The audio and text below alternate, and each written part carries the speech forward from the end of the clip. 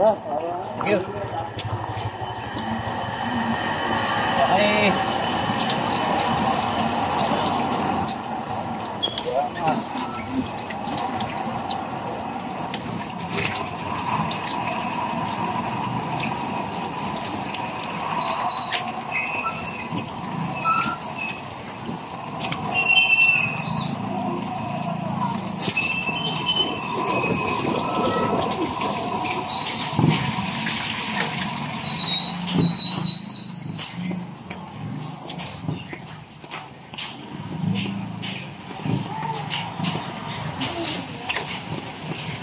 Aku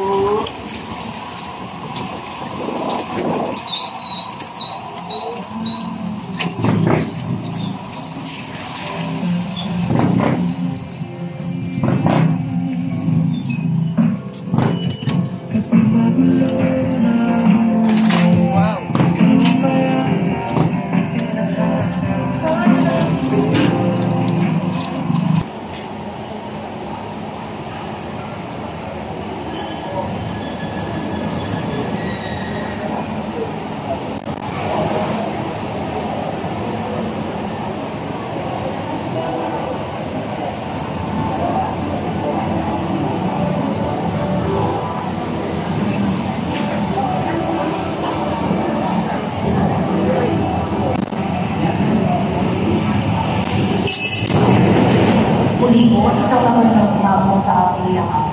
Ating pong ipinagdiriwang sa mundo ito ang kapistahan ng pagtatampok sa krus na banal. Ang ating punong tagapagdiwang sa misang ito ay sa Reverend Father Arnold Monte Alta, Alto Oren Capuchin. Tumayo po lahat at sumabay sa kanilang namin.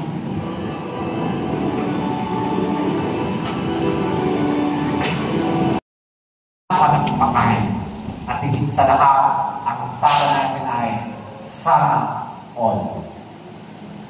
Ganyan tayo. Sila yung tinitingala namin ngayon. Itinatampok. Tuwang-tuwa tayo na sundan ang kanilang mga activities. Tuwang-tuwa tayo na panoorin ang kanilang mga reels at mga updates sa kanilang Facebook account. Minsan, doon na lang namumubos ang oras natin. Tinitingala natin sila, itinatampo. My dear friends, minsan hindi na tama yung ating pagtingala at pagtatampok sa kanila.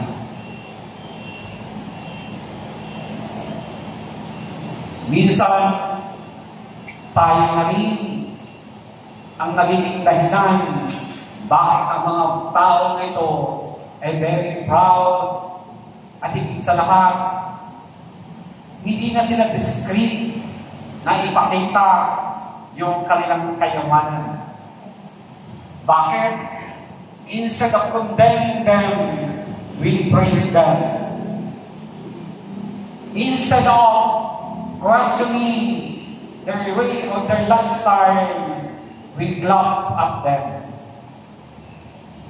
Kaya nga, tinitingala natin sila, itinatampo. Pero ang tanong, kilala ba nila tayo? Tayo daw mga Pinoy, pag mayroon ng isang personality na nakikilala, pag nakita ka sa mall, pwede bang magpa-picture? Diba? Ganyan yung ating attitude ngayon. Yan ang kultura na meron tayo. Without first and foremost, examining yung buhay ng mga tao nito. Ngayon, nakikita natin yung nangyayari sa paligid natin. Yung mga tao na pinapalakpakan natin, tinitingala at tinatampo. Where are they now?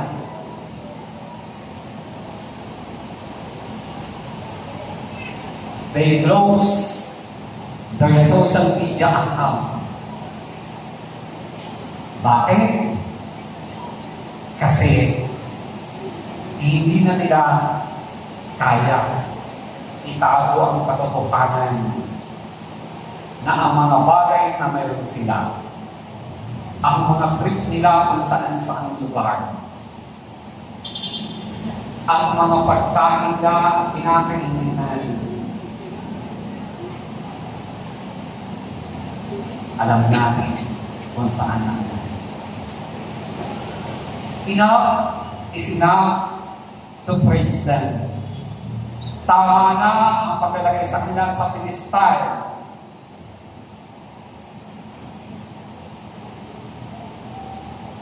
Tama na yung ipiplease at ipipraise natin sila. Dahil sa bandang huli, tayo naman ang nandito maawa.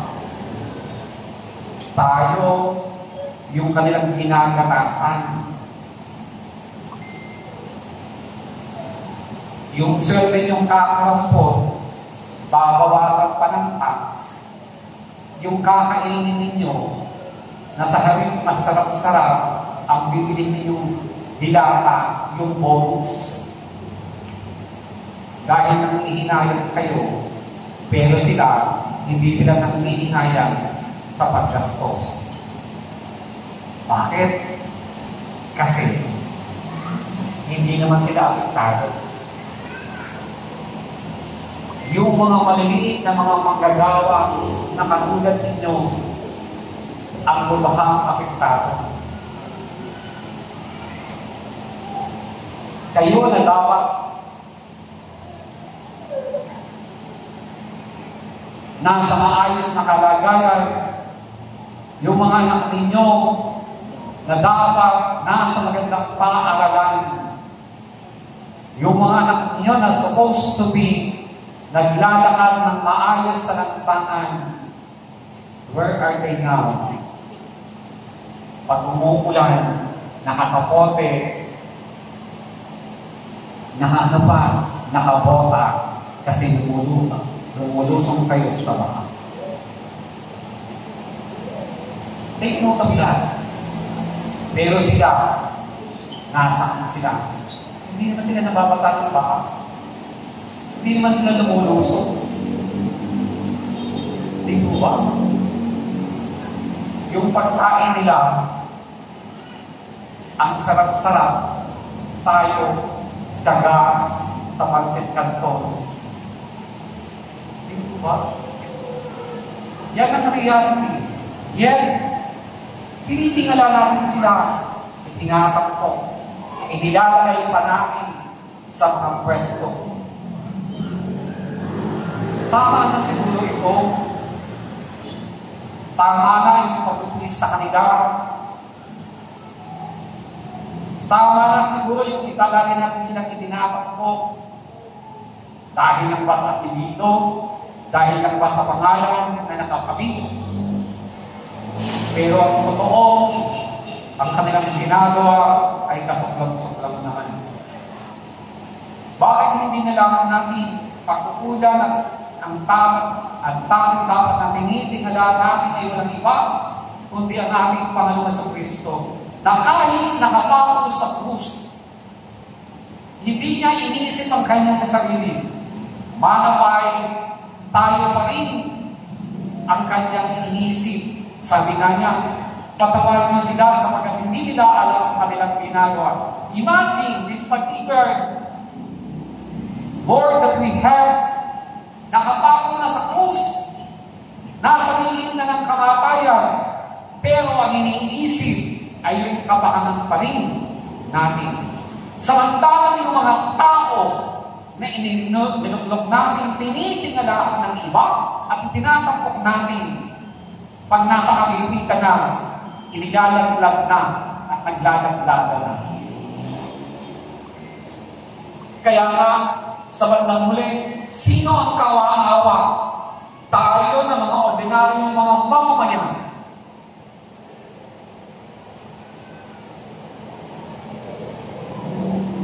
Nasaan sila ngayon? Naglalaglagan, nagtuturuan.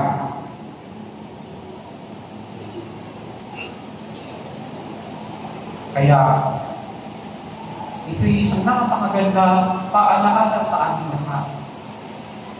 Do not forget, huwag namin kalimutan na ang dapat at tinitingala at itinatampok natin sa ating buhay ay ang ating Panginoon Kristo na nag-alay ng kanyang buhay para tayo magkamit ng kaligtasan. Amen. Sumasampalataya ako